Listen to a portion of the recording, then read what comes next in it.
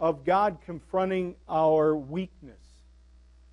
Especially as we look at the message that we just saw here. Moses, as we've come to know him, in a lot of ways, was a man of confrontation. Especially after the one that we just saw here tonight.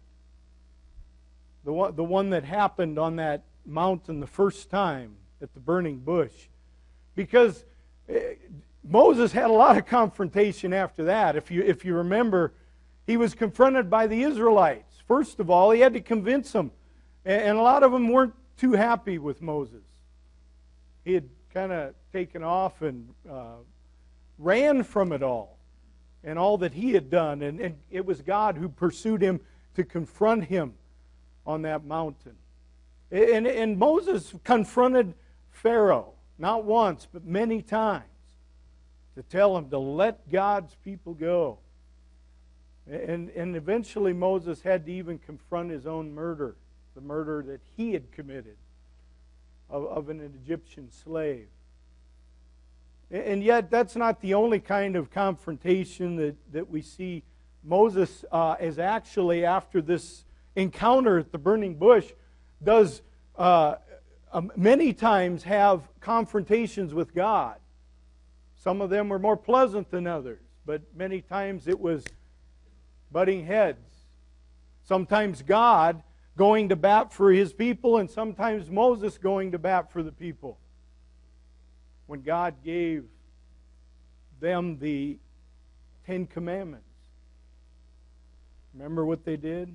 They rejected God. They started worshiping a golden calf. Moses got mad at them, threw the tables of the law down, broke them, and then was confronted with it by having to write out actually chisel out the next set. However, he did that.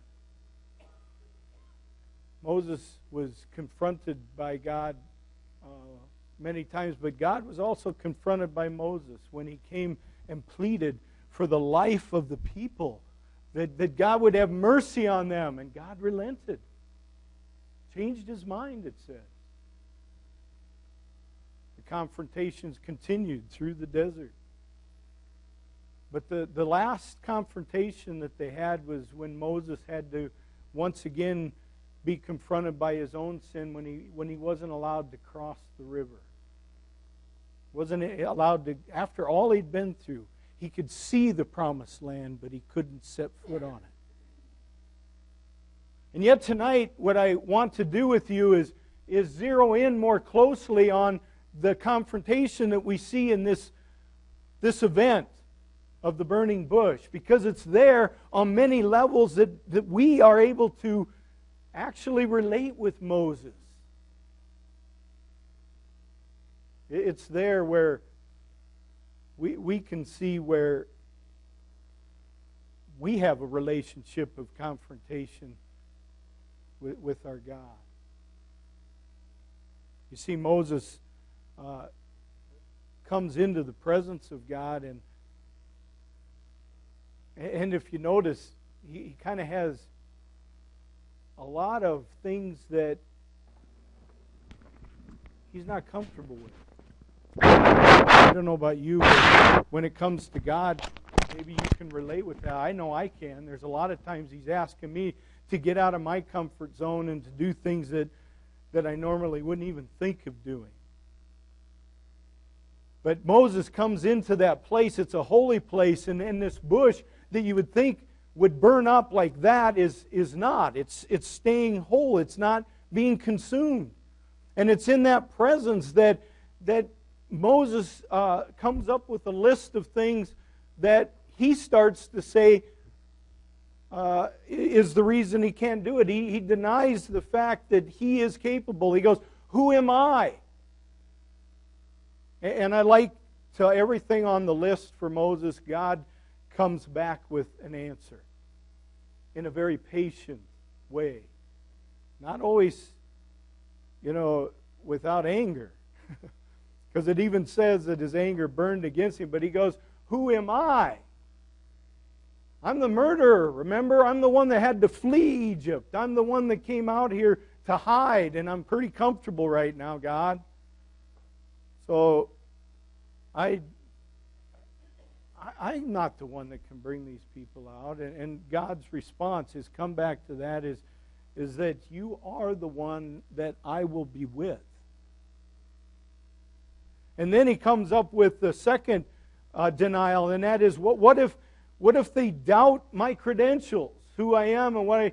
And you know what? It doesn't matter what your credentials are. Use mine. I am that I am. I always was. I always will be. I'm all powerful. I'm all knowing. You just go, and I'll be with you. And the third denial comes, and it's the one about, what if they don't believe me, Lord? Well, the fact is, they probably won't. And many don't, do they? And yet, some will. And in fact, what you need to do is just be my mouthpiece. And I'll even give you some signs. Here, take this staff. Do with it what I tell you. Just as he gives signs and wonders to the church today to get the attention of people that need that. And then the fourth denial. I have a heavy tongue. Have you ever heard it that way? I have a heavy tongue. We translate that as slow of speech. I can't talk well. And what does he say? Oh, God has a comeback. Who made your mouth anyway? I did. You can talk well enough. Oh, Lord, but can't you just send someone else? The fifth and the final denial. Can't you just send someone else? To which he says, Aaron's already on the way. But you know what? You're still the man. You're still the one I'm choosing. You're going to be the one that's going to give him the words. You're going to be his God to him. And I am that I am, and I'm going to be with you, and you're going to be my representative, and you're going to do this. Man, if you can't identify with Moses on some level in that, wow. We can, can't we? But what's so amazing about this scene is that burning bush that didn't burn up. I mean, this is the top of a mountain that got charred black later on when God came back in His glory and descended on that mountain. This is the mountain on which God's burning bush did not get consumed because it was actual presence of God that allowed it to remain whole and good because of His mercy, and in a way became a sign and a symbol of the very fact that Moses wasn't consumed by the presence of God. Because God's working in and through that fragile bush to be able to carry out His grace and His mercy among His people. You know, tonight as we take a look at this story once again and we see this, we can't help but look at the fact that this story gives us an opportunity to confront our weakness before God. And I know there's a lot of weakness. As a pastor, a lot of times in ministry to you as a congregation, see the struggles, the weakness. Dolores, just last week, as she was filling out the worship folder and putting down the prayers, and it's just cancer. She goes, man, there's just a lot of cancer. Yeah. It touches our lives in so many ways. Loved ones and people that we have to say goodbye to. It's maybe we ourselves.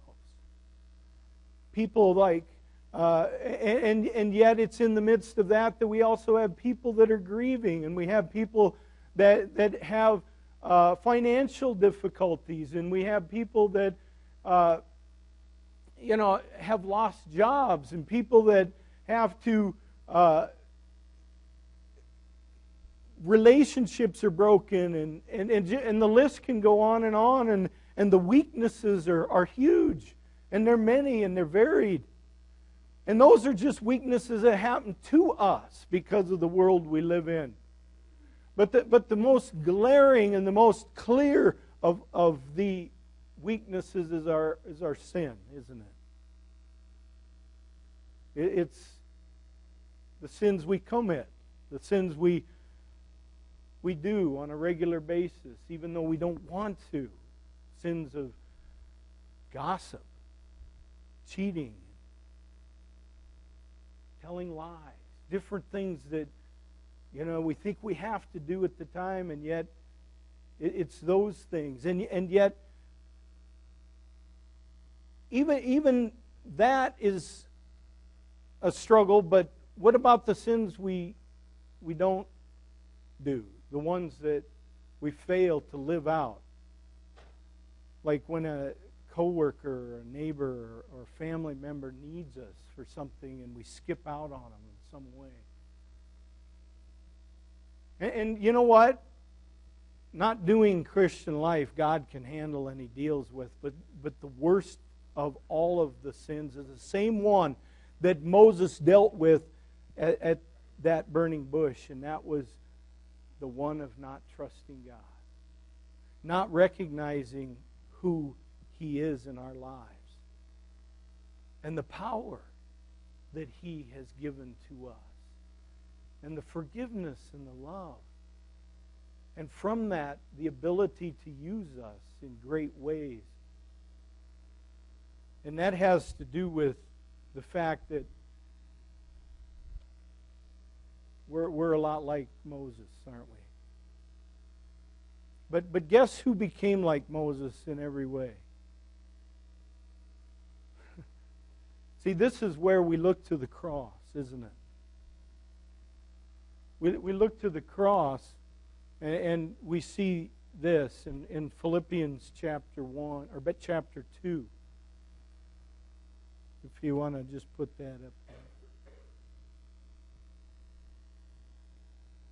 It'll be coming. Philippians chapter 2. Jesus, who, being in very nature God, did not consider equality with God something to be grasped, but made Himself nothing, taking the very nature of a servant, being made in human likeness, and being found in appearance as a man, He humbled Himself and became obedient to death, even death on a cross. The very weakness that you and I struggle with is the weakness that He took on Himself. It was the weakness that allowed Him to be arrested, to be beaten, to be crucified, when He had all the power that He had set aside. Because it says that no man takes my life from me, but I lay it down of my own accord. He was willing to become that weak for us, so that we could have this relationship, this encounter with God. And guess what? Jesus wasn't consumed either. But He rose again victorious.